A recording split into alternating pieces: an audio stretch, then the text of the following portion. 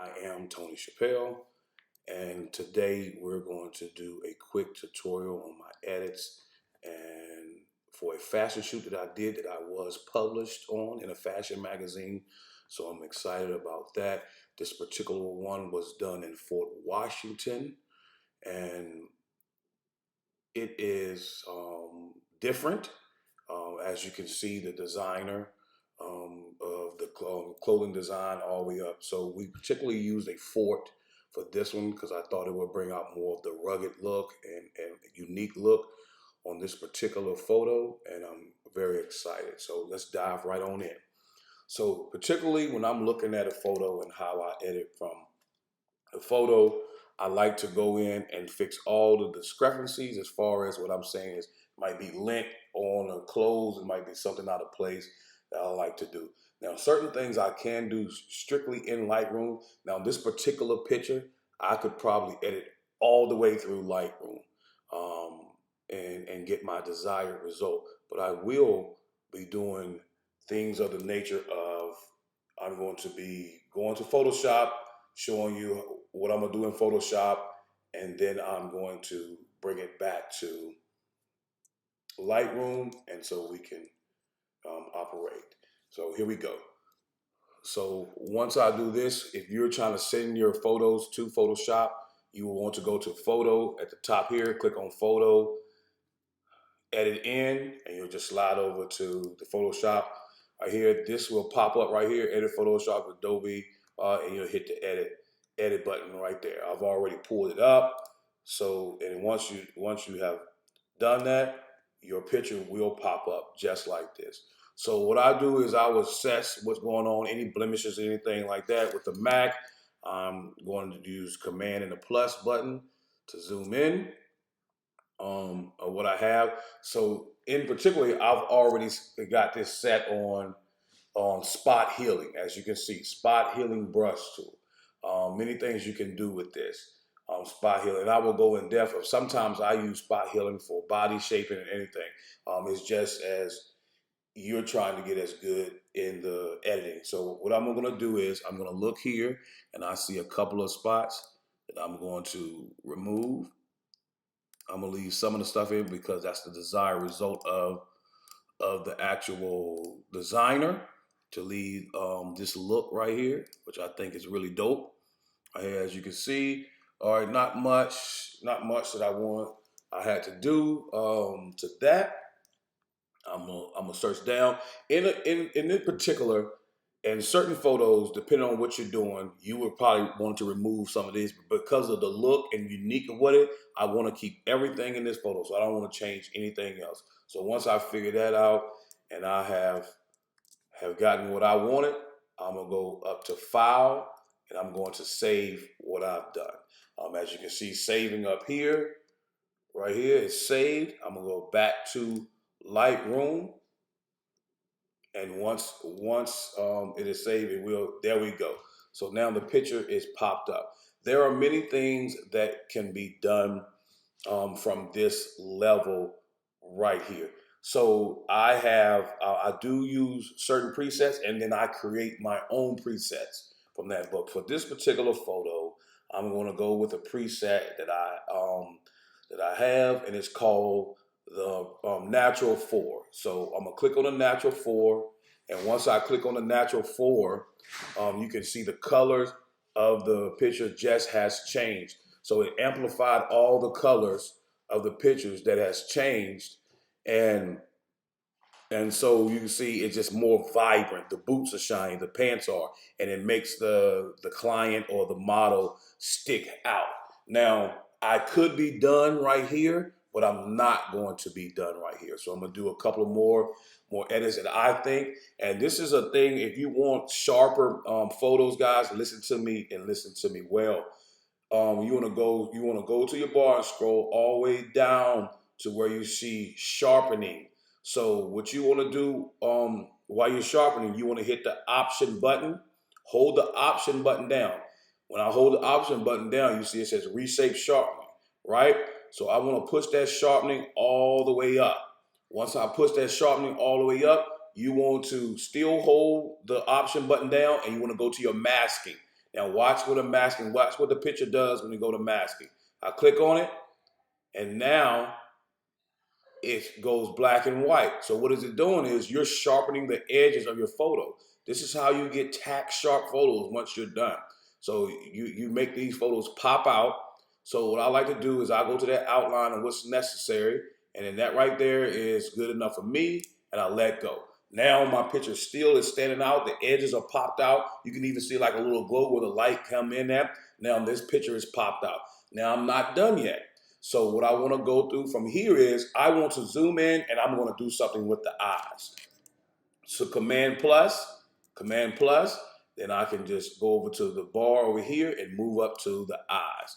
So what I like to do is in certain situations, I like to pop the eyes out. So I'll do Command plus again. I want to get a little bit closer in the eyes. So I'll pop that and I'll go to, which is different, teeth whitening. Now teeth whitening is exactly what it is, guys. I can actually whiten teeth, but I like to use my teeth whitening also on my eyes. So I can pop the eyes. As you can see, the eyes are popped out. I'm going back out. Now you can see as I go back out, now his eyes are popping out on that level. So when you are doing this and it pops out, you want to go and you can go by your bar here if you want more or less, but that's normally what Lightroom does is normally perfect from what it does. So once I do this, I'm gonna hit this wand button again because that's what it is. It's the adjustment brush, which is the wand, and I'm gonna go back here. So now that I'm right here, I still like to do a little bit more, guys, from what I'm doing. So I see here the vibrant. I am a vibrant guy when it comes to pictures. I love colors and like that. That's my mood as a photographer. So what I'm gonna do first is I'm gonna go to the dehaze. Dehaze works really well when you're doing outside photos and the light is doing all kinds of funky stuff and you want to change. So watch. We're gonna play with the dehaze bar. Watch what the dehaze bars do when I move it. You see the mood that just changed. I can light it up and then I'm gonna make the move. So I'm a moody shooter. I like mood, so I'm gonna bring this mood down just a little bit. I'm still popping this model out, but I'm bringing the mood down. But I'm also making him stand out. The background has color. He has color. It looks really nice right now. So I'm happy with this portion right now. And so the vibrant is good. Now my vibrant is currently on 9. I like to push it up just a little bit, guys. I stay in that 20 to 30 range, but for this particular one, I'm gonna go 25. As you can see, the vibrant, more colors are popping out of this tutorial, guys, which is what I love to do. I love the colors. I love to push the colors out. So now that I'm here, my outline looks really nice. I've corrected the deficiencies in my photo. I'm going to now zoom in and I'm going to go to the adjustment brush again and I'm gonna click on the effect and I'm gonna go to skin softening light. I don't like to use the regular skin softening unless I'm doing something to the backdrop and I'm in a studio setting. And I'll have a tutorial on that and what I mean by that because that's the regular skin softening, not the skin softening light, but the regular skin softening is a really good tool for cleaning up dirt off your canvas if you're doing studio shooting. But I will go into that with another tutorial. So what I'm gonna go here, I'm gonna hit the O button on the computer so I can see what I'm actually softening up. I can change my brush. I'm gonna bring my brush here. There we go, guys. So just a tool when you're doing face. I know you want to go over, never go over the eyes, and never fill in the black holes for the nostrils. You want to keep as much detail as possible because skin softening is exactly what it is. It is it is basically disrupting the skin, softening the skin from the details. Basically taking details out of the certain portions of the skin, guys. So certain things do not need to be distorted or softened up. right here. So again, I'm going to use O because I want to see where I'm at, just in case. I don't want to go over the lines.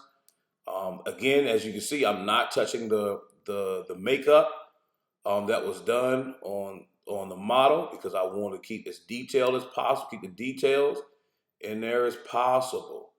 I'm gonna go up here. I'm gonna go into his fade, right underneath his eyebrows. I want his eyebrows to be as tack sharp as possible. I'm gonna go here. I'm gonna swing up here. Oh, I'm gonna follow that line. Do his line, and I'm gonna tack here. Now you'll see what I'm doing and how things turn out. So I was saying with the nose, I do not touch the underneath the nostril part. Right here, I keep that blackness. That's exactly what it is. I do not want to soften this. Do not touch the lips. I'll go around here. So there you go. I hit O again. Now look at the skin. The skin has softened up. His skin has softened up, and I'm in there. Going back to the wand, I'm gonna tap the wand or hit done at the bottom where it was. So now, guys, I am ready to look over my photo to see if I need anything different. I don't see anything different that I would do. I love what my desired result is, and then now I will be finished, export it, and send it to the client or to the magazine or my client who wants it to publish, which again, I said, this is a published shoot that I did with this particular model in a fashion magazine. I'm very excited. So thank you. I hope you learned something. Please like, share, and comment. I would love to hear feedback or what you would like me to do next and show next. Look forward to hearing from you. Take care, guys.